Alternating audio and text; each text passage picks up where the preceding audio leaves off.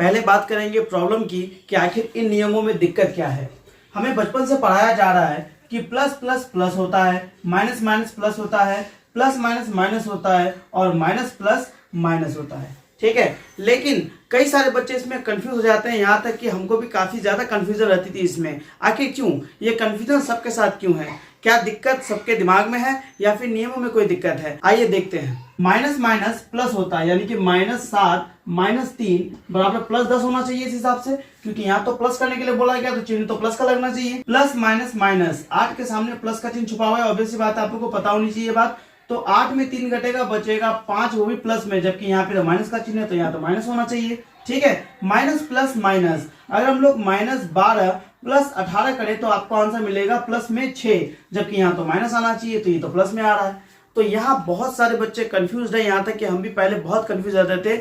तो ये नियम ही एक्चुअल में थोड़े कंफ्यूजिंग है। तो ये नियम हो चुके हैं पुराने, अब नए नियमों की जरूरत है। तो आज इस वीडियो में हम डिस्कस करने वाले हैं जोड़ घटा के ऐसे नियम जो कि आप अगर एक बार अच्छे से समझ लो, सीख लो, तो आप जोड़ घटा के सवालों में कभी भी कंफ्यूज नहीं होगे, एकदम क्लैरिटी के साथ आप जवाब दे पाओगे और कॉन्फिडेंस जो है वो क्लैरिटी से ही आ सकती है। तो नियमों को बताने से पहले एक बात आपको हम बताना चाहते हैं कि ये जो नियम हम आपको बताने वाले हैं, ये नियम आपको किसी किताब में नहीं मिलेंगे, क्योंकि ये नियम हमने बनाए हैं, यानी कि मैंने बनाए हैं और पिछले 12 सालों से इसको हम प्रैक्टिस करते आ रहे हैं। तो आइए शुरू करते हैं। पहला नियम कहता है किसी संख्या की पहचान उसके सामने के चिन्ह से होती है, बाद के चिन्ह से नहीं।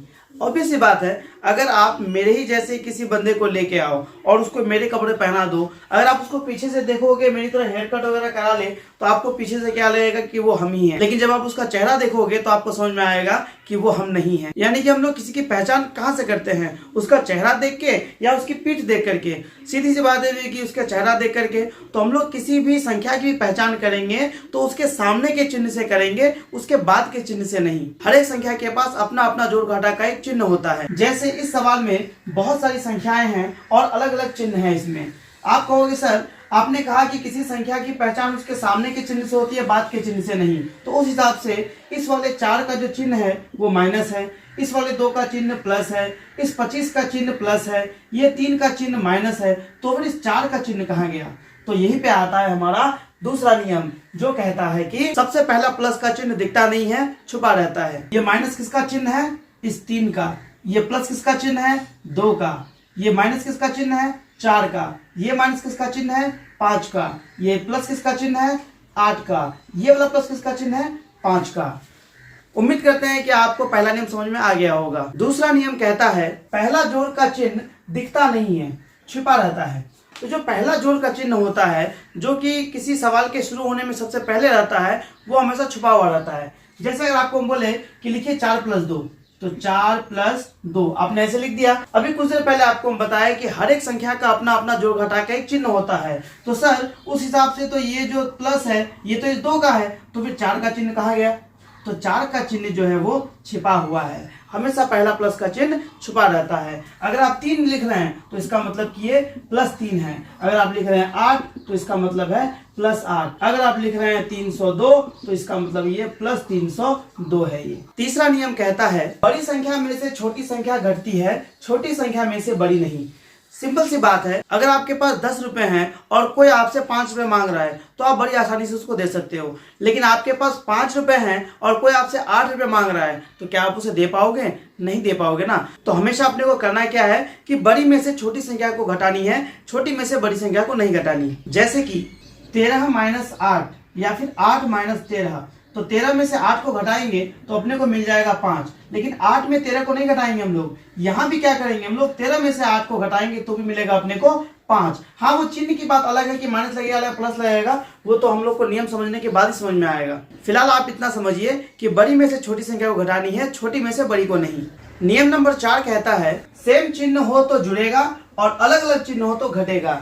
यानी कि अगर दोनों चिन्ह समान हो या 2 से अधिक चिन्ह है और वो समान है तो उन सभी संख्याओं को जोड़ना है, और अगर असमान है तो उनको घटाना है। आइए इसको एक उदाहरण से समझते हैं। यहाँ 4 भी प्लस में है और 8 भी प्लस में है, यानी कि इन दोनों के चिन्ह क्या हैं? समान है, और समान चिन्ह हो तो जुड़ेगा। तो 8 और 4 को जोड़ देना है। ठीक है, और इसमें चिन्ह क्या लगेगा वो बात की बात है, अभी हम लोग वहां तक पहुंचे नहीं है। इसके बाद वाले नियम में वो समझेंगे हम लोग। ठीक है, अब यहाँ देखिए 4 भी माइनस में है और 8 भी माइनस में है, तो यहाँ पे भी चिन्ह क्या है, समान है, और समान चिन्ह में संख्याएं जुड़ जाएंगी। तो 4 और 8 हो जाएगा 12। चिन्ह कौन सा लगेगा ये भी बात की बात है। 3 भी प्लस में है, 2 भी प्लस में और a भी प्लस में है। 3 में यहाँ पे प्लस छुपा हुआ है ना भाई।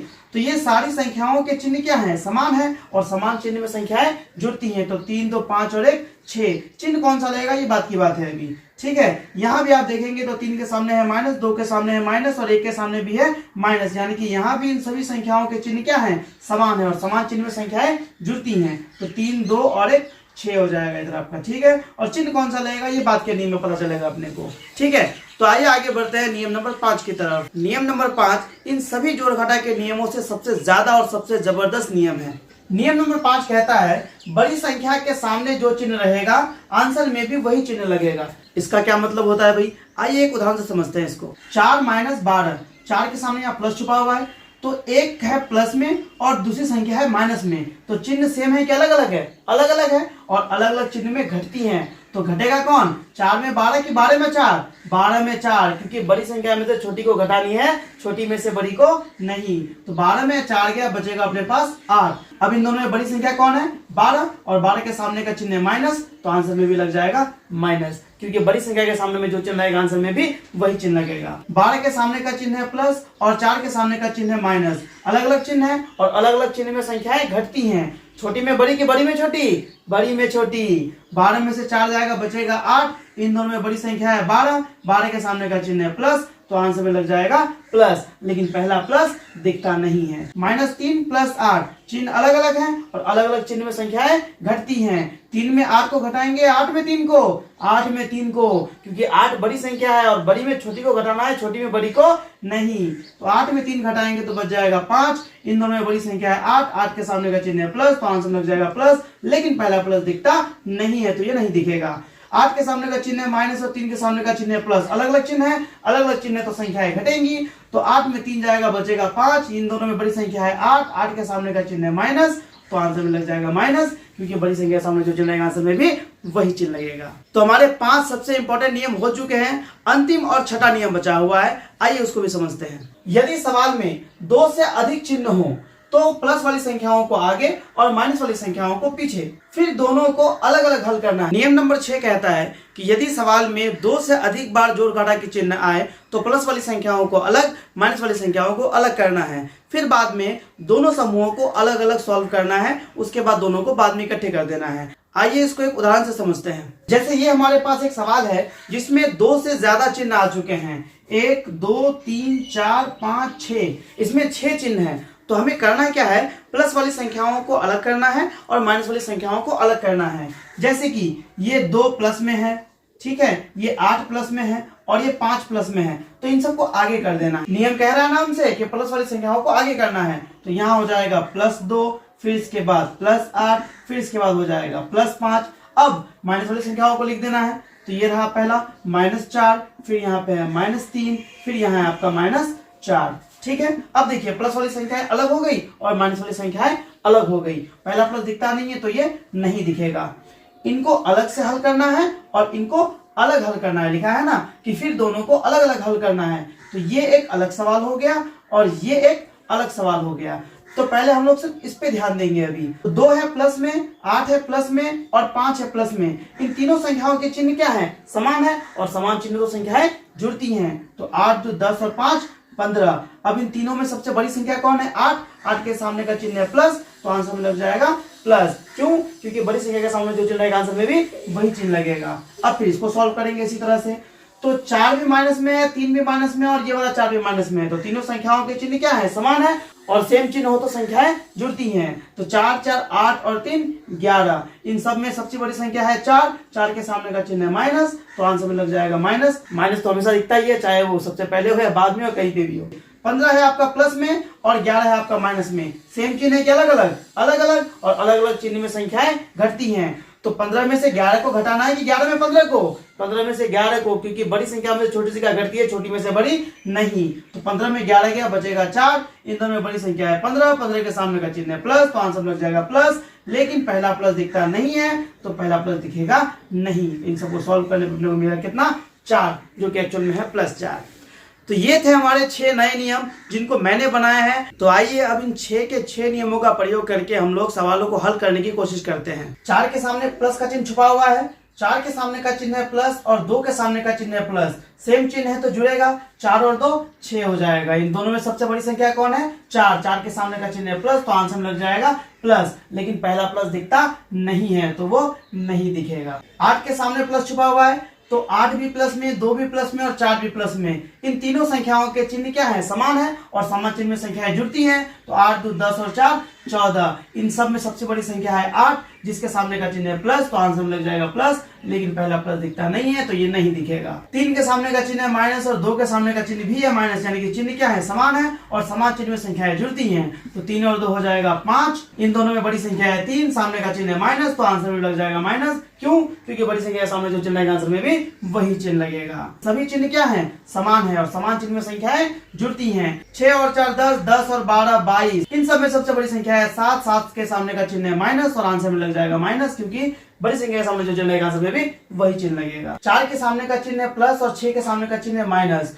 अलग अलग चिन्ह है तो घटेगा। 4 में 6 की 6 में 4, 6 में 4, क्योंकि बड़ी संख्या में से छोटी संख्या घटाई जाती है, छोटी में से बड़ी नहीं। तो 6 में 4 गया, बचेगा कितना अपने पास? 2। इन दोनों में बड़ी संख्या कौन है? 6। 6 के सामने का चिन्ह है माइनस तो आंसर में लग जाएगा माइनस। क्यों? क्योंकि बड़ी संख्या के सामने जो चिन्ह लगेगा आंसर में भी वही चिन्ह लगेगा। 6 के सामने है प्लस और 4 के सामने है माइनस। अलग अलग चिन्ह है तो घटेगा। 6 में 4 को घटाएंगे तो बचेगा 2।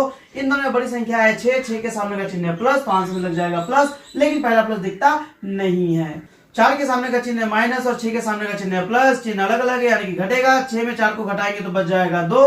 इन दोनों में बड़ी संख्या है 6, 6 के सामने का चिन्ह है प्लस तो आंसर में लग जाएगा प्लस, लेकिन पहला प्लस दिखता नहीं है। 6 के सामने का चिन्ह है माइनस, 4 के सामने का चिन्ह है प्लस, अलग अलग चिन्ह है यानी कि घटेगा। 6 में 4 को घटाएंगे तो बचेगा 2। इन दोनों में बड़ी संख्या है 6, 6 के सामने का चिन्ह है माइनस तो इसलिए आंसर में लग जाएगा माइनस, क्योंकि बड़ी संख्या के सामने जो चिन्ह रहता है आंसर में भी वही चिन्ह लगता है। तो ये थे हमारे 6 नए नियम जिनको मैंने बनाया है। पिछले 12 सालों से इसको प्रैक्टिस करते आ रहे हैं और मुझे बहुत ज्यादा उम्मीद है आपसे कि आप अगर इन नियमों को अच्छे से समझ जाओ तो आप कभी भी अपने जीवन में जोड़ घटा के सवालों में कंफ्यूज नहीं होगे और उसका बिल्कुल सही और सटीक आंसर दोगे। उम्मीद करते हैं कि जोड़ घटा से संबंधित सारे के सारे कंफ्यूजन आपकी दूर कर दी होगी मैंने। तो अगर आपको ये वीडियो अच्छी लगी हो तो वीडियो को लाइक कीजिए, शेयर कीजिए अपने उन दोस्तों के साथ जो हमेशा कंफ्यूज रहते हैं जोड़ घटा के नियमों को लेकर के, और उनको बोले कि वो अपने और दोस्तों को भी शेयर करें ताकि ये वीडियो पूरी फैल जाए और बहुतों की मदद हो जाए और थोड़ी बहुत मेरी भी मदद हो जाए।